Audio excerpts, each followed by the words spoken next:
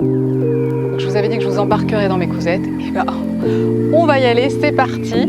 On va coudre aujourd'hui un M comme moderne. C'est une veste qui est très Cézanne-like, donc que je vais réaliser en jean, en blue jean. Avant de vous en parler un peu plus précisément, je vais vous présenter ma tenue du jour. Donc je me recule. Je n'ai pas mis de ceinture, je vous ai déjà présenté ce patron. C'est la baroudeuse de Française une fois dans un twill Biogots que j'ai acheté chez La Cousine Mercerie, avec ou sans ceinture, là c'est plus casual. Et pour en revenir à nos moutons, c'est-à-dire à notre M comme moderne, je trouve magnifique ces très grandes poches. Je vois pas de difficulté majeure, à part le fait de ganser mes finitions, sinon ça a l'air relativement simple. Et je pense faire comme Cézanne pour le coup, peut-être plusieurs surpiqûres sur le haut. Et sinon, tadam, ça n'a rien à voir avec le... C'est ma boîte à boutons. Donc ma meilleure amie m'avait offert une trousse avec plein de petits chats, donc une trousse noire avec plein de petits chats à Karl Lagerfeld. Et donc il y avait cette boîte avec qui me sert maintenant, du coup c'est la boîte des trésors. Et comme j'ai pas envie de racheter de boutons et que j'en ai pas mal en stock, et bien a priori je vais partir sur des boutons à queue Mondial Tissu. Et ben voilà, à tout à l'heure. C'est parti pour la couture.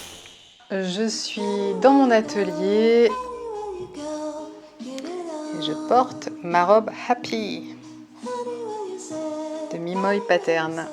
Alors en lisant mon petit fascicule, j'ai changé d'avis, c'est-à-dire que je ne vais pas ganser la finition entre l'empiècement dos et le dos, comme c'est spécifié. Je suis censée ganser les coutures. Je vais faire un deuxième empiècement dos, comme ça, il y aura sur l'envers, ce sera plus joli, je trouve. Ça donnera peut-être un peu plus de tenue aussi. Donc je vais doubler l'empiècement dos, je vais redécouper une pièce. Et je n'aurai pas besoin du coup de ganser cette couture. Donc là, je viens d'assembler la poche et la sous-poche endroit contre endroit. Et donc ce que je vais faire maintenant, c'est que je vais faire une première surpiqûre à 0,3 mm et après j'en ferai tous les centimètres.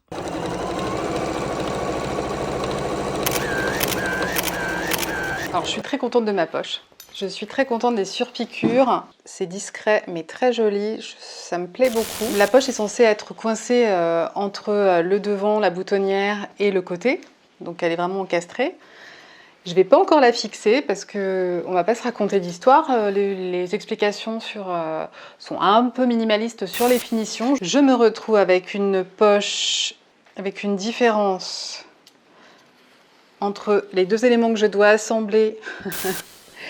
Qui est à 1 cm et j'imagine que j'étais censée les ganser, donc les assembler ensemble comme ça et les ganser pour que sur l'envers ce soit élégant. Donc je vais également faire à ma sauce, c'est-à-dire que là, au lieu d'assembler et de ganser, donc en imaginant que c'est au même niveau, je vais surfiler cette partie-là, je vais la rabattre là et je vais surpiquer ici, sur ce côté-là.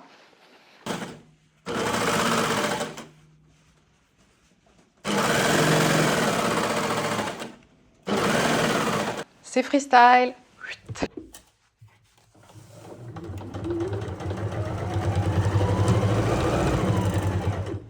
Donc ça donnera vraiment ça à l'intérieur, ce qui est pas mal du tout. Donc là, je vais découper mon deuxième empiècement dos dans un autre tissu. Comme ça, j'économise mon tissu de Nîmes parce que j'avais prévu d'en faire une robe pour cet hiver. Donc là, c'est une popeline vieux rose, on va dire. Et ce sera très joli, ça me fera un petit contraste dans le dos, donc ce sera très bien.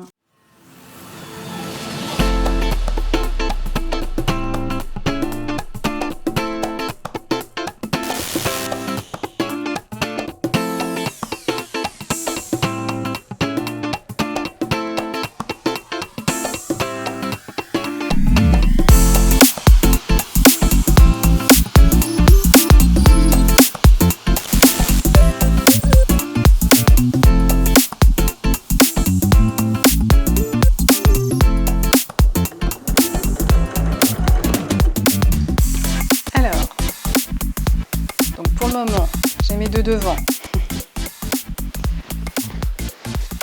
J'ai mes deux empiècements dos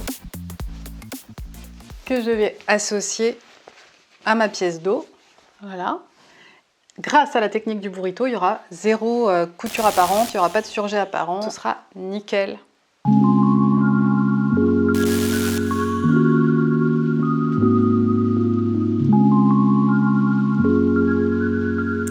Donc là, on va venir faire, si on n'avait eu qu'un seul élément, donc on serait venu assembler endroit contre endroit notre empiècement dos et notre dos. On est d'accord. Donc, on va déjà faire ça, mettre des épingles pour assembler les deux.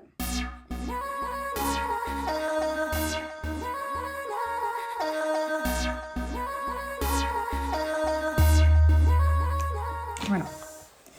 Donc, je me retrouve comme ça, avec ça d'un côté. On est d'accord. Et là, l'idée, ça va être de joindre, de rouler. Voilà, j'enroule mon dos sur lui-même pour que ça prenne le moins de place possible. Et j'enroule mes devants également pour que ça prenne toujours le moins de place possible.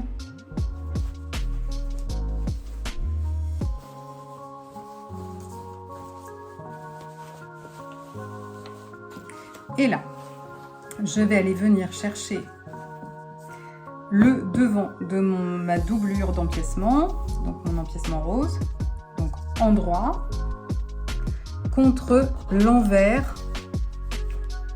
de mon dos. Et je vais venir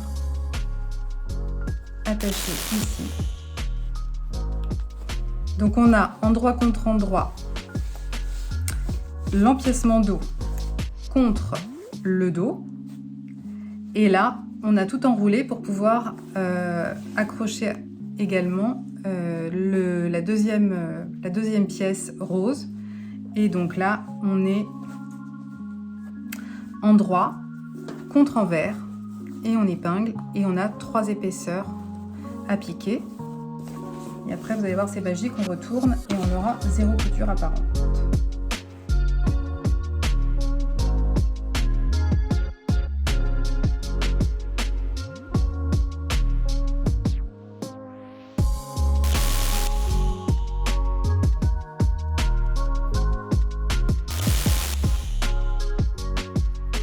Je vais ressortir chaque côté, alors ou par les côtés ou par le col, je vais le ressortir par là, par où vous pouvez. Hein.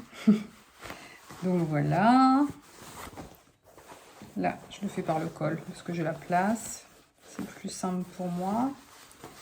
Donc hop, je ressors tout. Et tada, on a un dos nickel sur l'arrière. Et tada.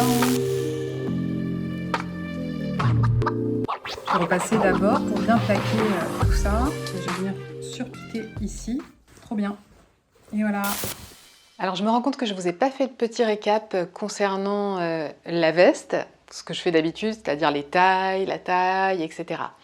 Donc juste, c'est une veste donc avec des grandes poches plaquées qui va du XS au XXL, voire XXXL, 3X, qu'on peut acheter en PDF sur le site de M comme Marie. Je voulais faire un petit aparté parce que j'ai eu une micro déconvenue, parce que je ne savais pas. J'ai acheté le patron sur le site, j'ai voulu le charger au bureau. Je suis passée par Google Chrome, or il faut éviter parce qu'on n'arrive pas à charger. Donc moi j'ai cliqué une fois, 2 fois, bam, finalement on me dit c'est trop tard, vous pouvez plus le charger. Donc j'ai été embêtée, j'ai fait un mail et puis ça s'est arrangé. Mais voilà, faites attention de bien charger les fichiers sur Safari parce que sinon vous allez être embêté comme moi. Sinon c'est vraiment... En gros, cette veste, on pourrait la coudre sans rien surjeter puisque c'est prévu pour des finitions gancées. Donc on prend un biais, on prend à cheval ses marges de couture, on coud sur la marge de couture sur le biais, on plaque au fer sur le côté et on surpique. Bon là, avec mon super La super finition gancée, mon rose et tout, je me suis dit qu'il fallait aller au bout du délire, donc je vais me coudre une petite étiquette. C'était pas prévu, donc je vais juste hop, faire attention de ne pas coudre l'empiècement derrière, mais juste celui-là. Donc je vais changer de fil et on va mettre notre petite étiquette.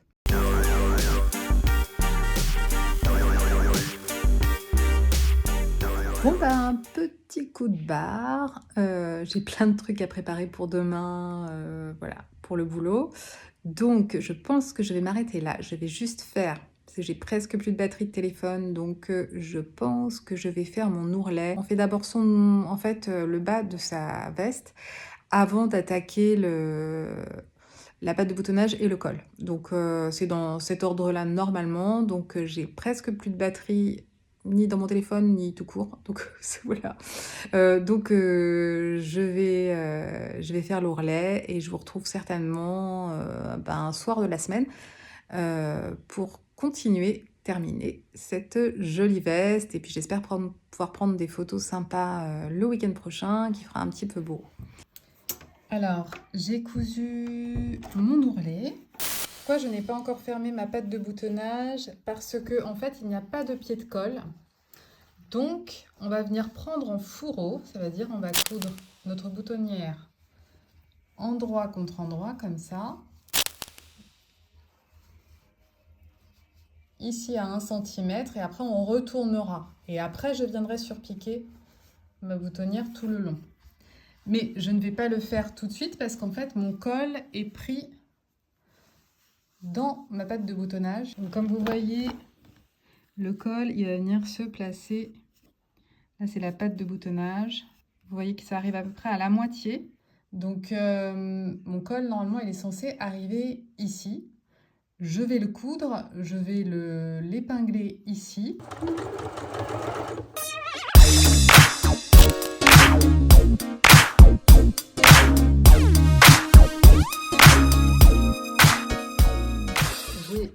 Donc épingler mon col, donc la partie la plus longue, la partie repliée, on n'y touche pas pour le moment. Endroit contre ma veste, puisqu'il n'y a pas de pied de colle. Et j'ai fait exactement ce que je vous ai dit, c'est-à-dire, en fait, le col, il est là, j'ai replié ma patte de boutonnage. Donc là, vous voyez qu'il y a le petit ourlet aussi qui a été préparé pour qu'après, quand on retourne, tout sera nickel. Et là, du coup, je vais venir piquer à 1 cm et tout le long. Voilà. Puisque le col est pris en fourreau, c'est-à-dire qu'il est vraiment entre ma patte de boutonnage qui est pliée en son milieu, endroit contre endroit. Le petit repli pour après faire la couture quand on le retournera. Et voilà. Je retourne comme ça pour voir si ça va. Ensuite, vous avez compris, hein.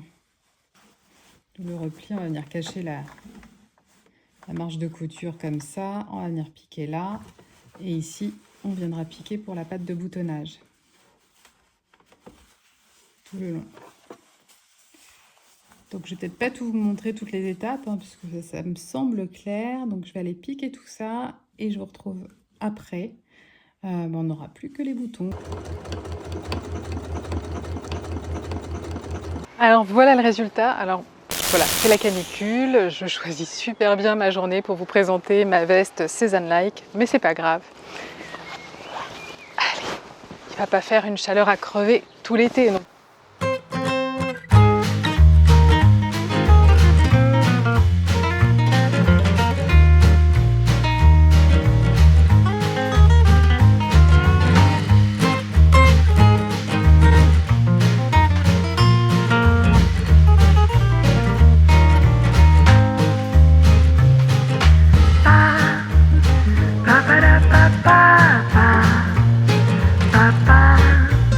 Ba ba da ba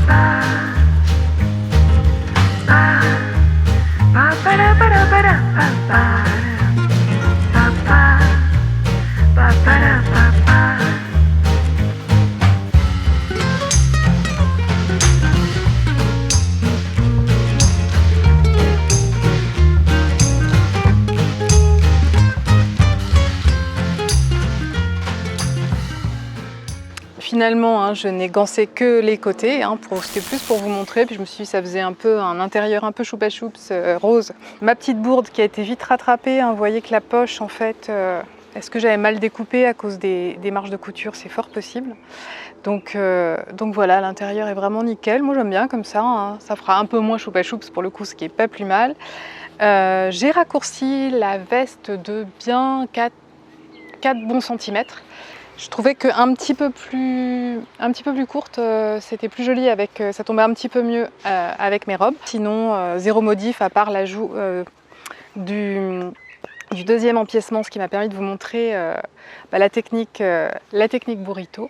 Alors d'ailleurs, j'étais en pleine expérimentation pour filmer en fait chaque étape. Alors est-ce que j'ai trop filmé? Est-ce que c'était trop détaillé? Est-ce que c'était presque pas assez? Vous êtes frustrés? Enfin voilà, j'aimerais bien avoir vos retours, savoir si c'était sympa pour vous. Je me suis dit, j'avais filmé presque tout, donc mon dérush et mon montage ont duré 6 plombes parce que après je me suis dit que je voulais pas que ce soit ennuyeux à regarder. Il y a peut-être des gens qui sont un petit peu plus débutants que d'autres, donc d'autres pour qui c'est tellement évident mes étapes que voilà, ça allait peut-être pas les intéresser. Donc j'ai fait un juste milieu avec ma petite erreur, les vrais changements que j'ai faits. Donc je trouvais ça intéressant de vous montrer avec mon deuxième empiècement ce que j'avais imaginé, quand même de vous montrer en quoi consistait le fait de gancer, ce qui était une première pour moi, mais comme vous l'avez vu, ce n'est pas compliqué. Le seul truc que je ne vous ai pas précisé, et qui est quand même important, c'est que quand on plaque son biais sur le côté et qu'on vient faire la surpiqûre, donc là on ne pique plus que sur la marge de couture, mais également sur la veste. C'est important de faire attention. Alors moi j'ai piqué de ce côté-là, du coup j'avais le fil bleu et la canette rose ou crème, enfin voilà. En tout cas pas de la même couleur, puisque mon biais et mon tissu principal n'étaient pas de la même couleur, donc faites juste attention à ça, je ne l'ai pas précisé. Donc voilà, j'ai hyper hâte d'avoir vos retours sur ce type de vidéo. Est-ce que c'est sympa d'avoir des choses un peu plus techniques, de me suivre un peu plus dans mes coutures? J'ai conscience que c'est très perfectible niveau angle pour filmer, notamment quand je filme, quand je suis en train de coudre. C'est pas évident de savoir où positionner où me positionner pour que vous visualisiez vraiment bien. En tout cas, j'espère que ça vous aura plu, que vous aurez passé un bon moment et que vous aurez envie de coudre des vestes M comme moderne à foison. Et je vous embrasse et je vous dis à très bientôt pour une prochaine vidéo. Et puis prenez soin de vous par cette chaleur. Parce que là, j'en ai pas trop besoin en vrai de mon M comme moderne. Bye bye. Oui, ça c'est petit clin d'œil à Myriam qui s'est foutue de ma gueule parce que je faisais toujours au revoir. Elle trouvait ça très mignon. Donc bisous Myriam. C'est ma collègue. Cress, tu me fais pas de cadeaux, tu ne me ramènes pas de souris. J'aime pas tes cadeaux. Je t'adore, mais j'aime pas tes cadeaux, Chacha. Ok? Je compte sur toi. Hein. J'en ai encore eu une autre le week-end dernier. Ça ne me fait pas plaisir. Tout ce que tu fais me fait plaisir à part ça. Ok? Allez, enjoy.